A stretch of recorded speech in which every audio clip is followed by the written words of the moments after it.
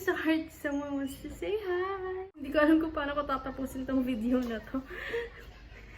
Sana maging successful.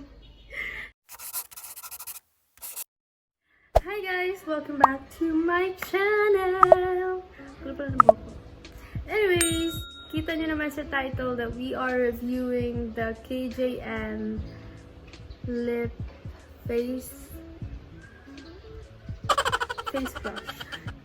So, ko lang siyang i-try. Kasi before, fan talaga ako ng KJM na lip tints. Yung senior high school ako, ganyan. Usong-uso yung KJM lip tints sa amin, especially sa Intramuros. Kasi, ako, ang dami na lang merchant doon. Dami nag-resell ng KJM. Sorry, may mga motor, tricycle, itlog, manok, aso, mga bata dito around the area. Pero, it's okay. Ano na. Before we start, someone wants to say hi. Say hi. Hi.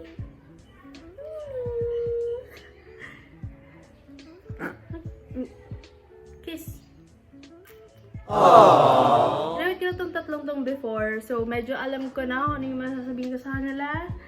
Nasa isip ko na kung ano yung masasabihin ko. Ganyan. And this is the box if you guys are wondering kung ano yung ng box. Ganyan siya. Actually, for the box, nothing special. Actually, hindi nga nakalagay dito yung instructions. Nakalagay din dito yung ingredients and yung manufacturer. Which is okay. Pero, I mean, kasi nung una, hindi ko alam kung paano ko siya gagamitin. Inisip ko kung papatuyuin ko ba siya, naglalast ba siya pag tuyo, or kapag basa siya, like, alam niyo yun, like, may glossy effect ba talaga siya, or, hindi ko alam. Yung claim na to is, multifunctional na makeup product. Okay, so, this one is in the shade Crazy Tan. This one is in the shade Sorbet. Tama ba yung pronunciation ko ng sorbet? Sorbet. So, this one, guys, is the Flower Bomb. Nawala na yung box. This shade, guys, is in Aphrodite. Tapos, this one is called Rock Candy. So, lahat yan, ito-try natin today to see. So, let's do the lightest to the darkest. Let's do that. Okay, so first is yung... Let's do the sorbet first. So, ayan, nakalip balm lang si ate mo, girl. Let's try it sa lips lang. Okay, so ito na yung shade niya. May isa pala akong suggestion, guys, when it comes to packaging ng bottle. Sana nilagay na lang nila din sa bottle kung anong shade niya. Kasi diba hindi naman natin lagi ginagamit yung box or hindi naman natin na natatago yung box minsan. So, minsan tinatapon lang siya. So, I suggest ilagay, if you're someone na planning to make a cosmetic brand or cosmetic business, ganyan. One eternity later.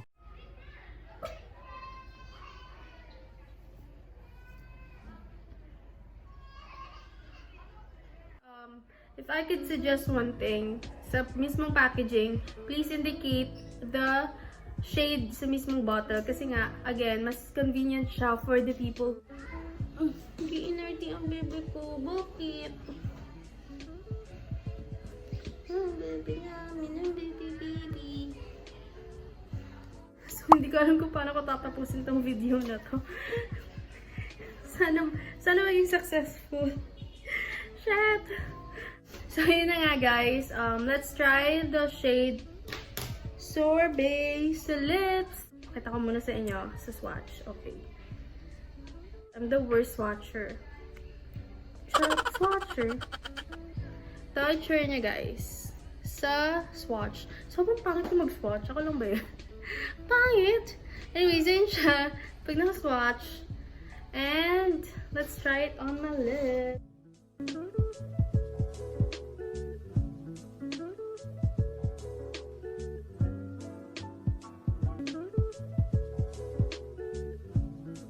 Okay naman siya. Okay yung shade niya. I get the intention na gusto nila talagang bongga. Ganyan. Or magagamit mo siya. Try natin patuyuin.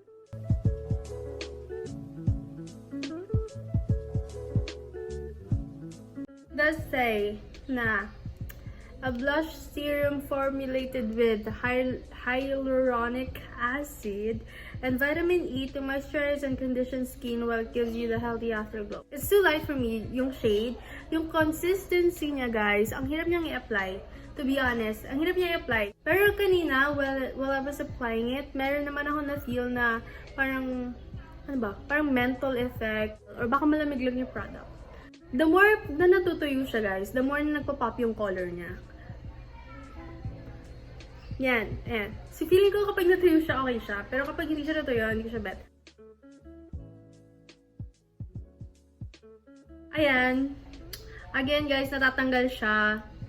Mabilis siya matanggal. So, medyo mas, kung iisipin mo, mas mahal siya. Kasi yung mga products na mas mabilis matanggal, mas mabilis silang maubos. Kasi nagre-retouch ka na nagre-retouch. Diba? The more na ginagamit mo yung product, the more na mas mabilis siya maubos. The more na mas mahal siya kasi bibili ka na naman ng bago. If you like the shade or you like the consistency, ganyan, mahal siya in terms of bili ka ng bili. Kasi nga, mabilis siya matanggal. And again, ayan, ganyan.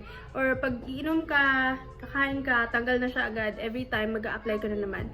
Next shade na tayo, guys. This is the Crazy Tange. Ayan, ganyan yung tsura niya. Let's try it sa lips. Let's do the Crazy Tange naman.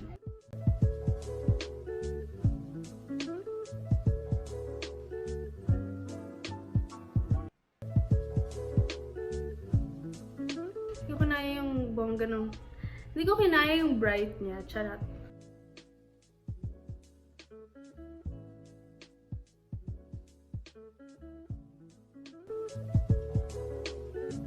Mas madali siya i-apply kaysa dun sa sorbet. Hindi ko alam kung anong pinagkaiba ng consistency nila. Feel ko pareho lang, nagkaiba lang ng shade. But, this one is okay. Madali siyang ilagay. And, again guys, kapag natutuyo siya, mas nagdo-darken yung shade niya. But again, yun nga, hindi siya nagtatagal, hindi siya naglalast. Pati ba ng lipstick yung naglalast. So, ganyan siya. Bongga yung shade niya. As in, pop na pop. Talaga, no? Pero hindi ko siya feel for me. Again, all of these are my own opinions, my own suggestions, and just my own thoughts. Okay? Dito, I have nothing against the brand or anything, but yeah, good. Yung consistency niya, I like it. The color is poppin'. Charot. Yun lang, di talaga siya for me. I don't like these shades, I don't like these colors, masyado siyang pop. If you're into this color, magugustuhan niyo siya. Although nag-iwan siya ng tint, yes, nag-iwan siya ng tint. So for the next shade, guys, this is in the shade Flower Bomb. Again, hindi ako yung pinakamagaling mag-swatch. So, put it out there. Hindi ako magaling mag-swatch. Anyways, ito guys is in the shade. Ito na yung third. Ito medyo bet ko yung shade niya. And again guys, I've been using this siguro mga 2 months na. Let's try it on the lips. Ay! Ay!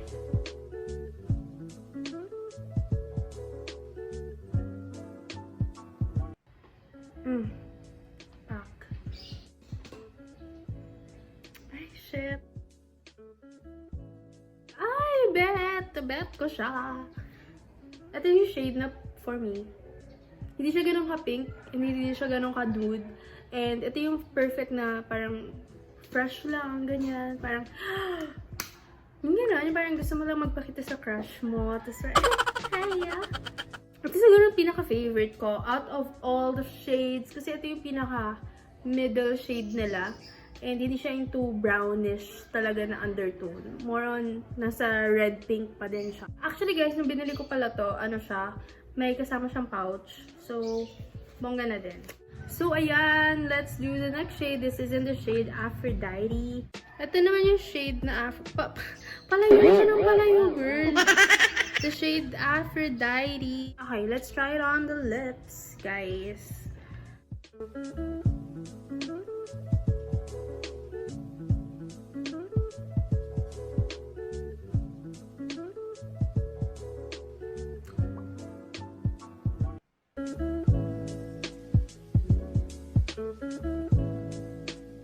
Atong shade na to guys, I really like it. I like the formula guys ng apat na yun. Actually, pare-pareho naman sila ng formula. if I'm not mistaken. Correct me if I'm wrong, guys. Ito na yung last shade. Ayan, ito na yung last shade. This is in the shade Rock Candy.